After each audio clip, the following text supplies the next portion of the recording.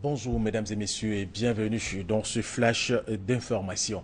Le président de la République Alassane Ouattara a regagné Abidjan hier mardi en fin d'après-midi en provenance de Yamoussoukro où il a rendu une visite de courtoisie et d'amitié au président Blaise Compaoré qui séjourne dans la capitale politique ivoirienne depuis le vendredi 31 octobre. Dans sa déclaration à son arrivée, le chef de l'État a rappelé les liens particulièrement étroits entre le Burkina Faso et la Côte d'Ivoire. Lesquels liens ont été matérialisés par la signature d'un traité d'amitié et de coopération entre les deux pays en 2009 et dont le 4e sommet s'est tenu à Ouagadougou le 31 juillet dernier. Il a également relevé le rôle clé joué par l'ancien chef de l'État du Faso dans le retour de la paix dans notre pays dans le cadre de l'accord politique de Ouagadougou. C'est pourquoi, pour le chef de l'État, au regard de toutes ces actions, la Côte d'Ivoire est reconnaissante au président Blaise Compaoré. C'est donc tout naturellement que la Côte d'Ivoire l'accueille à la suite des événements douloureux qui ont secoué ce pays frère. L'édition 2014 du Salon international du livre d'Abidjan s'ouvre ce mercredi. La rencontre se tient autour du thème « Le livre au cœur de l'émergence ». Une innovation de taille cette année, la mise en place d'une bibliothèque permanente qui va récompenser les meilleurs lecteurs durant le salon. La lutte contre le virus Ebola en Afrique de l'Ouest semble marquer des points, notamment au Libéria et en Guinée. Mais pour Médecins sans frontières, la vigilance doit rester entière. Les autorités sanitaires des 3 pays touchés chez les ONG appellent à ne pas relâcher la mobilisation contre l'épidémie. Il s'est ouvert lundi à Cotonou au Bénin, la 64e session du comité régional de l'OMS pour l'Afrique.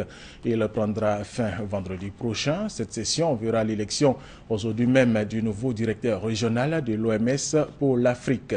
5 candidats sont en lice, outre le professeur Thérèse Yomon de la Côte d'Ivoire. Les autres sont du Mali, du Botswana, du Bénin et de la République démocratique du Congo.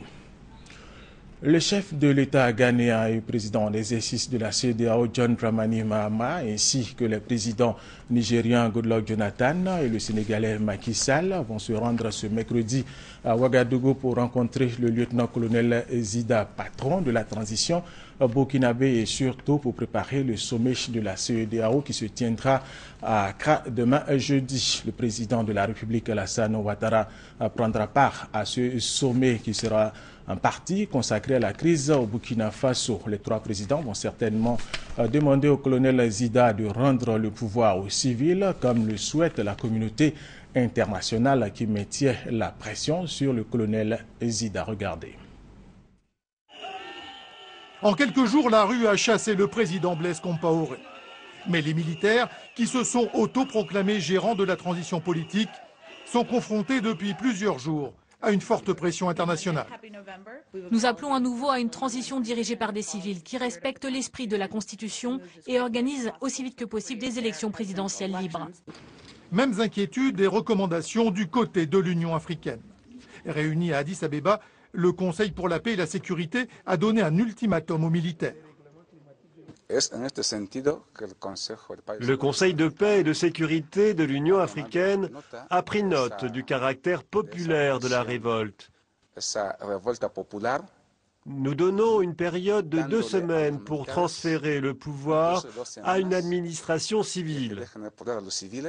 Si cela n'est pas effectué, l'Union africaine prendra des mesures en fonction de son règlement. Une menace claire de sanctions.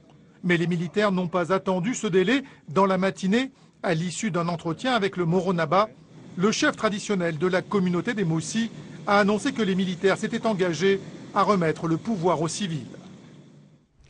Pour terminer, aux États-Unis d'Amérique, les républicains ont battu les démocrates aux élections de mi-mandat. Les républicains prennent le contrôle du Sénat et maintiennent leur majorité à la Chambre des représentants. Ils contrôlent désormais complètement le Congrès. Barack Obama va donc cohabiter avec eux jusqu'à la fin de son 2e mandat. C'est la fin de ce flash d'information. Merci de l'avoir suivi. Je vous retrouve à 13h.